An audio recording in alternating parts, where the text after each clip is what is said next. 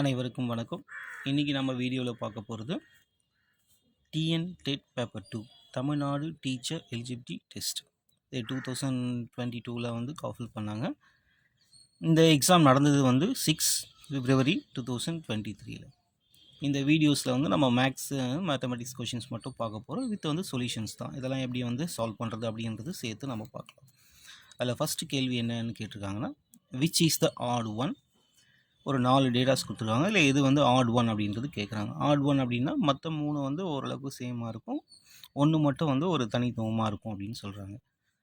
அது என்ன அப்படின்றத ஒவ்வொரு ஆப்ஷனாக கொடுத்துருக்காங்க. Option A, option B, option C, option டின்னு கொடுத்துருக்காங்க. கொடுத்துருக்கிற டேட்டாஸை வந்து கொஞ்சம் அனலைஸ் பண்ணி பார்த்தாவே தெரியும். சில நம்பர்ஸ் வந்து பர்ஃபெக்ட் ஸ்கொயர் வந்து நம்பராக இருக்குது அப்படின்ட்டு. பர்ஃபெக்ட் ஸ்கொயர் நம்பருடைய மீனிங் என்னென்னா, perfect square is a number whose square root is an integer. Example நம்ம ஃபஸ்ட்டு ஆப்ஷனை எடுத்துப்போம். அதாவது டேட்டாவில் கொடுத்துருக்குறது ரூட் வந்து 81. இந்த ரூட் 81 வேல்யூ வந்து நம்ம எல்லாருக்குமே தெரியும் 9. நெக்ஸ்ட் வந்து ஸ்கொயர் ரூட் ஆஃப் 7.29 இருக்குது. இதை நம்ம வந்து எப்படி எழுதலாம் அப்படின்னா, square root of 729 divided by 100 அப்படின்னு எழுதலாம். இதுக்கு ஸ்கொயர் ரூட் எடுக்கும்போது நம்மளுக்கு நியூமரேட்டரில் வந்து 27, டினாமினேட்டரில் 10 அப்படின்னு கிடச்சிடும். இதை டிவைட் பண்ணும்போது 2.7 கிடச்சிடும். அதே போல் நெக்ஸ்ட் இருக்கிற டேட்டா வந்து cubic root of 27. இந்த 27 பவர் 1/3 அப்படின்னு எடுக்கும்போது இந்த 27 மட்டும் நம்ம என்ன எழுதலாம் அப்படின்னா 3 பவர் 3 அப்படின்னு எழுதலாம். பிகாஸ் வந்து 3 இன்ட்டு 3 இன்ட்டு 3னும் போது 3 இன்ட்டு 3 9, 9 இன்ட்டு 3 அப்படின்னும் போது 27 அப்படின்னு எழுத முடியும். அந்த 27 தான் 3 கியூப்னு எழுதிக்கலாம். இப்போ இதில் வந்து 3யும் இந்த 1/3யும் கேன்சல் ஆகிடுச்சு அப்படின்னா ஆன்சர் நமக்கு 3 மட்டும் கிடைக்கும். இந்த ஃபைனலாக வந்து இந்த 99க்கு மட்டும் ஸ்கொயர் ரூட் எடுக்கும்போது நம்மக்கிட்ட வந்து இந்த மாதிரி ஒரு வேல்யூஸ் கிடைக்கிது. 9.94, 987 இன்னும் வந்து டெசிமல் வேல்யூஸ் எல்லாம் போயிட்டே இருக்குது. இதை நம்ம அனலைஸ் பண்ணாவே தெரியும். இது வந்து ஒரு பர்ஃபெக்ட் ஸ்கொயர் நம்பர். அதே போல் இதுவும் வந்து 2.7 இன்ட்டு 2.7 போடும்போது நம்மளுக்கு டைரெக்டாகவே என்ன கிடச்சிரும் அப்படின்னா 7.29 அப்படின்ற மாதிரி கிடைக்கும். நெக்ஸ்ட் ஆப்ஷனும் பார்த்தீங்கன்னா அந்த 3 கிடைக்குது. ஸோ இதில் வந்து ஒரு ஆட் ஒன்னா என்ன அப்படின்னு தெரியுதுன்னு பார்த்தீங்கன்னா இந்த நம்பர் தான். ஸோ இந்த ஆப்ஷன் தான் கரெக்டு. அதாவது எங்கே இருக்குன்னா ஆப்ஷன் பியில் இருக்குது. ஸ்கொயர் ரூட் ஆஃப் 99 தான் வந்து ஒரு ஆட் ஒன். மற்றது எல்லாமே வந்து ஓரளவுக்கு சேமாக இருக்குது. இது மட்டும் ஒரு தனியாக இருக்குது. அதனால் இது வந்து ஒரு ஆட் ஒன். இப்போ இந்த கேள்விக்கான ஆப்ஷன் வந்து ஆப்ஷன் பி. நெக்ஸ்ட் செகண்ட் கேள்வி வந்து a family have grandfather, grandmother, parents and 3 childrens. ஒரு குடும்பத்தில் வந்து தாத்தா, பாட்டி, பேரண்ட்ஸ் அப்படின்னும் போது கண்டிப்பாக வந்து பெற்றோர்கள் மீனிங்கு. பெற்றோர்கள் அப்படின்னா அப்பா அம்மா 2 பேர் இருப்பாங்க. அதனால் இதில் 2 பேருடைய மீனிங் இருக்குது. அண்டு 3 சில்ட்ரன் அப்படின்போது 3 வந்து குழந்தைகள் இருக்காங்க. If mean age of grandfather and grandfather and grand மதருடைய மீன் சராசரி வயது வந்து எவ்வளோ கொடுத்துருக்காங்கன்னா 65 கொடுத்துருக்காங்க.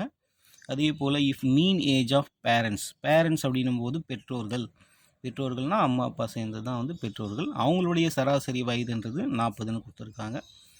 அடுத்து வந்து மீன் ஏஜ் ஆஃப் 3 சில்ட்ரன் இஸ் 7. 3 குழந்தைகளுடைய சராசரி வயது வந்து 7ன்னு கொடுத்துருக்காங்க.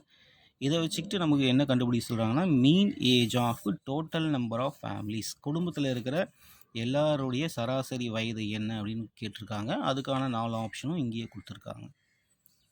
இது ஒரு சிம்பிளான கேள்வி தான். அதுக்கு நம்மளுக்கு மீனுடைய ஃபார்முலா தெரிஞ்சதுன்னா போதும். சராசரின்றது என்னென்னா X bar equal to summation N by N. இதில் என் அப்படின்றது என்னென்னா அதனுடைய எண்ணிக்கை, நம்பர் ஆஃப் அப்சர்வேஷன்ஸு. சமேஷன் எக்ஸ்ன்னும் போது இருக்கிற எண்களை எல்லாவது கூட்டிக்கிட்டு தான். இப்போ அவங்க சொல்லியிருக்கிற mean age of grandfather and grand mother is 65. Mean age of grandfather and grand mother is 65. அப்போ மீன் வந்து என்னென்னா 65. இது எதனுடைய சராசரினா கிராண்ட்ஃபாதரும் கிராண்ட் மதர் இவங்க 2 பேருடைய சராசரி அப்படின்னும் போது 2 எண்களையும் ஆட் பண்ணி 2ஆல் வகுத்தா அந்த மீன் கிடைக்கும். இதை நம்ம ஒரு சிம்பிளிஃபிகேஷன் பண்ணும்போது இந்த 2 இந்த சைடு எடுத்து போயிட்டோம் அப்படின்னா 130 equal to grandfather plus grandmother. இப்போ கிராண்ட் ஃபாதருடைய வயசும் கிராண்ட் மதருடைய வயசையும் கூட்டினா என்ன வரும் அப்படின்னா 130 அப்படின்னு நம்மளுக்கு கிடச்சிருக்கு. இப்போ சேம் மெத்தட் வந்து மீன் ஏஜ் ஆஃப் பேரண்ட்ஸையும் கண்டுபிடிப்போம். அது 40 கொடுத்துருப்பாங்க. ஸோ 40 ஈக்குவல் டு பேரண்ட்ஸ் அப்படின்னும் போது இதில் டேட்டாஸ் வந்து 2 பேர் இருப்பாங்க, அப்பா அம்மா. ஸோ அதனால் டிவைடட் பை 2. இந்த 2 அந்த பக்கம் எடுத்துன்னு போயிட்டா 80 ஈக்குவல் டு பேரண்ட்ஸ் அப்படின்னும் போது அம்மா அப்பா 2 பேருடைய வயசும் சேர்த்தா 80.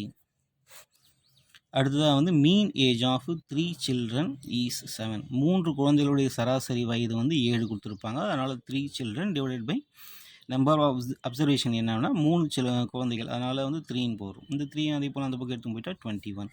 அப்போ 3 குழந்தைகளுடைய வயதை கூட்டினா நம்மளுக்கு 21 வரும். இப்போ கேள்வியில் என்ன கேட்டிருப்பாங்க அப்படின்னா மொத்த பேருடைய சராசரி வயது, அதாவது அந்த குடும்பத்தில் இருக்கவங்க. இப்போ யார் அப்படின்னு பார்த்தீங்கன்னா கிராண்ட் ஃபாதர், கிராண்ட் மதர், ஒரு பேரண்ட்ஸ் 2 பேரும், குழந்தைங்க 3 பேரும்.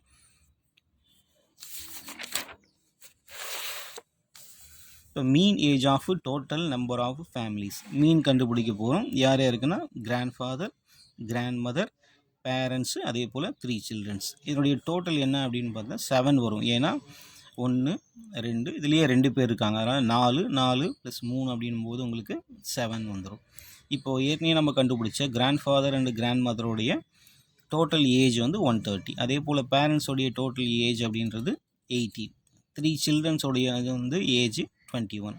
இது எல்லாத்தையும் கூட்டி 7ஆல் டிவைட் பண்ணும்போது நம்மளுக்கு மீன் வந்து 33 அப்படின்னு கிடைக்குது. இது எந்த ஆப்ஷனில் இருக்குது அப்படின்னு பார்த்தீங்கன்னா ஆப்ஷன் ஏல இருக்கும். ஸோ ஆப்ஷன் ஏ தான் வந்து சரியான விடை. சரி, அடுத்த கேள்வி பார்த்துருவோம். Which one of the following cannot be probability? கொடுத்துருக்கிற இந்த டேட்டாஸில் வந்து எது வந்து ப்ராபபிலிட்டி கிடையாது அப்படின்னு நம்மக்கிட்ட கேட்குறாங்க. இந்த 4 ஆப்ஷன் பார்க்கும்போது அடுத்த கேள்வி வந்து சேம் அதே ப்ராபபிலிட்டி வந்திருக்கும், அதை பார்த்துட்டு வந்துடலாம். If P of A is a probability of an event A, then 4 option கொடுத்துருக்காங்க. ஆப்ஷன் ஏ வந்து P of Aன்றது -1லேருந்து +1குள்ளே இருக்கும் அப்படின்ட்டு. P of Aன்றது <= 1. ஆப்ஷன் சி வந்து P of A > 0. Option D வந்து 0 to 1 அப்படின்னு சொல்லியிருப்பாங்க. இது வந்து ஒரு பேசிக் வந்து நம்மளுக்கு தெரியுது. ப்ராபபிலிட்டி அப்படின்னாவே அதனுடைய வந்து ப்ராபபிலிட்டி ஆஃப் ஈவெண்ட் வந்து 0 <= P of A <= 1. அதனுடைய விடையானது வந்து 0லேருந்து 1குள்ளே அப்படின்னு தான் இருக்கும்னு சொல்லியிருப்பாங்க. அப்போது இது வந்து ஒரு கேள்வியை தனியாக கேட்டுருந்தாங்க. இதுக்கு ஆப்ஷன் வந்து டி தான் சரியான பதில். இதை வச்சு தான் நம்ம வந்து முன்னாடி இருக்கிற கணக்கு போட போகிறோம். ப்ராபபிலிட்டினாவே அதனுடைய மதிப்பு வந்து 0 <= P of A <= 1. 0 விட அதிகமாகவும் 1 விட கம்மியாகவும் இருக்கும் அப்படின்ட்டு. இல்லை 1 இருக்கலாம், இல்லை 0 இருக்கலாம். இப்போ ஃபஸ்ட்டு வந்து ஒவ்வொரு ஆப்ஷனை செக் பண்ணும்போது ஆப்ஷன் பியை செக் பண்ணுவோம். 20% அப்படின்னா நம்மளுக்கு என்ன எழுதலாம்னா 20/100 எழுதலாம். இது 0.2. இது வந்து ஒரு ப்ராபபிலிட்டி மதிப்பு தான் சாட்டிஸ்ஃபை பண்ணது. அதே போல் √3 - 1/4. இந்த √3யோடைய வேல்யூ வந்து 1.732 சம்திங் கிடைக்கும். -1/4 இதை மைனஸ் பண்ணும்போது 0.732 கிடைக்குது. அதை 4ஆல் டிவைட் பண்ணும்போது 0.183 அப்படின்னு கிடைக்கும். இப்போ இந்த 2 வேல்யூ கம்பேர் பண்ணும்போது இது 0க்குள்ளே தான் இருக்குது, 0 to 1குள்ளே தான் இருக்குது. அதே போல் இந்த 4th ஆப்ஷனை செக் பண்ணுவோம். 1 - √9/2. இது √3 அப்படின்னு √9 போடும்போது 3ன்னு வந்துடும். 1 - 3 அப்படின் போது -2, -2/2 போது -1. அப்போ இது வந்து ஒரு தவறான வந்து இது ப்ராபபிலிட்டி வேல்யூ கிடையாது. ஏன்னா வந்து வேல்யூ வந்து 0 to 1குள்ளே தான் இருக்கணும் அப்படின்ட்டு. ஆப்ஷன் ஏ ஆல்ரெடி வந்து 0.52 இருக்கிறதுனால இது ஒரு ப்ராபபிலிட்டி வேல்யூ. ஆப்ஷன் பியும் சரி, ஆப்ஷன் வந்து சியும் சரி, இது 3மே ப்ராபபிலிட்டி வேல்யூ. இதில் எது வந்து ப்ராபபிலிட்டி வேல்யூ இல்லை அப்படின்னா அந்த ஆப்ஷன் டி தான். அப்போ இந்த ஆப்ஷன் டி தான் வந்து சரியான பதில். நெக்ஸ்ட் கேள்வி என்ன கேட்டிருந்தாங்க அப்படின்னா angle in A semi circle is dash angle அப்படின்னு கேட்டிருப்பாங்க. இது நம்ம எல்லாருக்கும் தெரிஞ்சு தான். ஒரு செமி சர்க்கிள் இருக்குன்னா அதனுடைய ஆங்கிள் வந்து 90. இது வந்து ஒரு ஈஸியான கேள்வி. ஆப்ஷன் ஏ தான் வந்து கரெக்டான ஆன்சர். நெக்ஸ்ட்டு அதே போல் இந்த கொஷின் பேப்பரில் 2 கோஎஃபிஷியன்ட் ஆஃப் வேரியேஷன் வந்து கணக்கு கேட்டிருக்காங்க. அதை ஃபஸ்ட்டு வந்து என்ன அப்படின்னா என்னுடைய மதிப்பு 10ன்னு கொடுத்துட்றாங்க. சமேஷன் எக்ஸோடைய மதிப்பு 200ம், அதே போல் சிக்மா = 1.6. சிக்மான்றது நம்மளுக்கு ஏற்கனவே தெரிஞ்சதான் standard deviation. Then calculate the coefficient of variation. இதில் ஒரு 4 ஆப்ஷன் கொடுத்துருக்காங்க. கோஎஃபிஷியன்ட் ஆஃப் வேரியேஷனுடைய ஃபார்முலா என்னென்னா σ/x⁻ × 100. சிக்மான்றது ஸ்டாண்டர்ட் டீவியேஷன், x⁻ அப்படின்றது மீன். மீனுடைய ஃபார்முலாவும் நம்மளுக்கு தெரியும். Summation x/100 n. Summation X அவங்களே கேள்வியில் கொடுத்துருப்பாங்க 200. அதே போல் என்னுடைய மதிப்பு வந்து 10. இதை டிவைட் பண்ணும்போது 20 அப்படின்னு கிடச்சிருக்கு. இந்த மதிப்பையும் அதே போல் அவங்க கொடுத்துருக்கிற சிக்மா 1.6ஐயும் அப்ளை பண்ணுவோம். சிக்மான்றது 1.6 டிவைடட் பை எக்ஸ் பார்ன்றது 20 × 100. இதை வந்து நம்ம சிம்பிளிஃபை பண்ணும்போது நம்மளுக்கு 8 அப்படின்னு கிடைக்குது.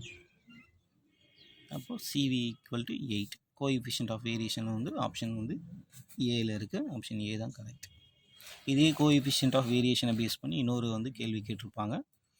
Coefficient of variation is 100. Coefficient of வேரியேஷனுடைய மதிப்பு 100ஆக இருந்ததுன்னா இந்த 4 ஆப்ஷனில் எது அப்படின்றது கேட்குறாங்க. அதில் வந்து first option variance equal to mean, அதே போல் standard deviation equal to mean, variance equal to mean square, standard deviation equal to mean square அப்படின்னு கேட்டிருப்பாங்க. இது நம்ம எல்லாருக்கும் தெரிஞ்சது தான். இந்த கோஎஃபிஷியன்ட் ஆஃப் வேரியேஷன் ஃபார்முலாவை பார்க்கும்போதே தெரியும். CV equal to sigma by X bar into 100. சிக்மான்றது ஏற்கனவே சொன்ன ஸ்டாண்டர்ட் டீவியேஷன், எக்ஸ் பார்ன்றது மீன்.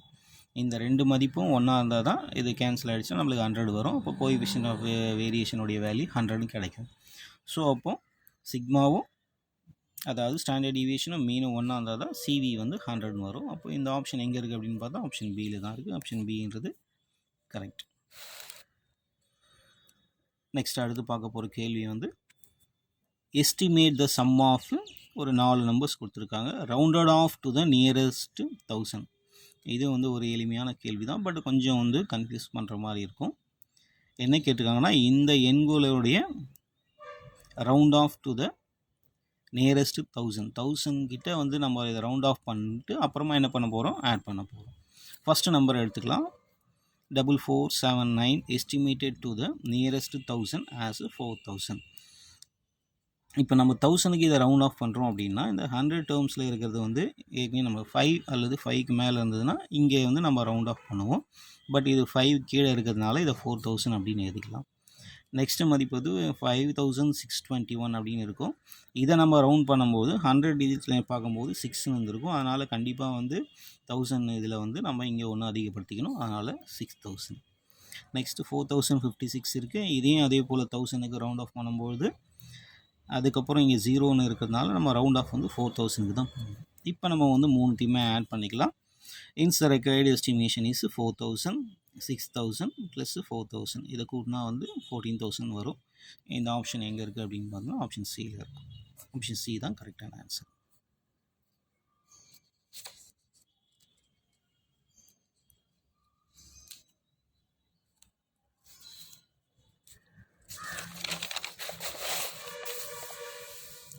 அடுத்ததாக பார்க்க போகிற கேள்வி 9th கொஸ்டின்.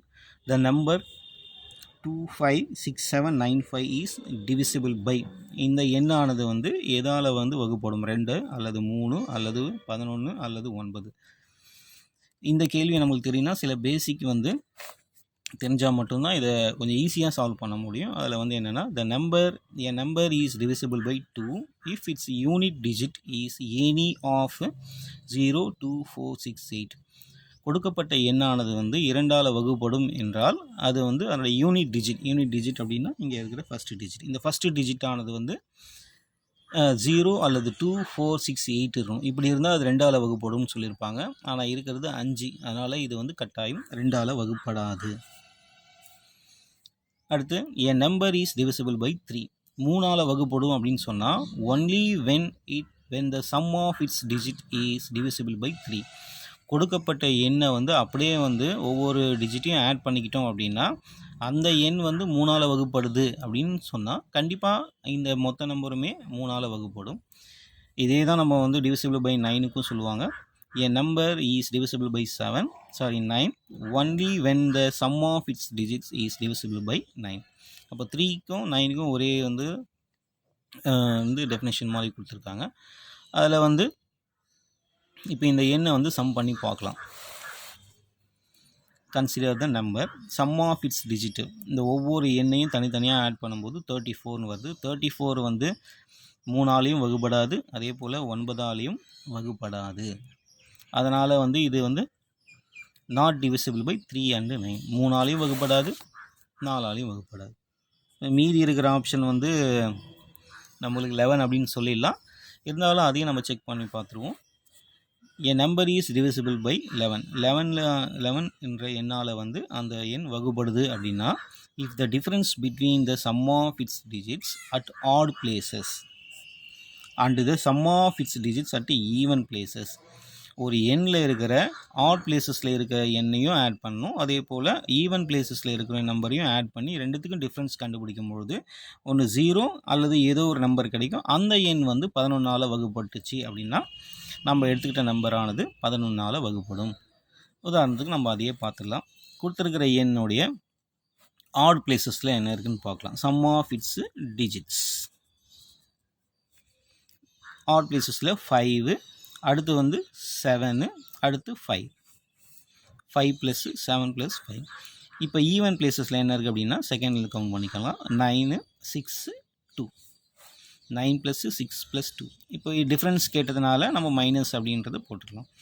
இதை ஆட் பண்ணாலும் 17 வருது, இதை ஆட் பண்ணாலும் நம்மளுக்கு 17 அப்படின்னு வரும். அப்போ 17 - 17 போது 0. அப்போ டிஃப்ரென்ஸ் கண்டுபிடிக்கும் போது ஒன்று 0 அல்லது வேறு ஏதோ ஒன்று நம்பர் டிவிசிபிள் பை 11 ஆச்சுன்னா அந்த ஹோல் நம்பரானது டிவிசிபிள் பை 11 தெரியும். இப்போ நம்மளுக்கு 0ன்னு வந்ததுனால கொடுத்துருக்கிற எண் வந்து கட்டாயம் டிவிசிபிள் பை 11. அப்போ இந்த கேள்விக்கான ஆப்ஷன் வந்து சி 11 தான் கரெக்டான ஆன்சர். இன்னும் வந்து மேக்ஸ் கேள்வி நிறைய இருக்குது, அது எல்லாமே பார்ட் 2 வீடியோஸில் நம்ம பார்க்கலாம். பார்ட் 2 வீடியோ வந்து கூடிய சீக்கிரம் அப்லோட் பண்ணிடுறேன். Thank you.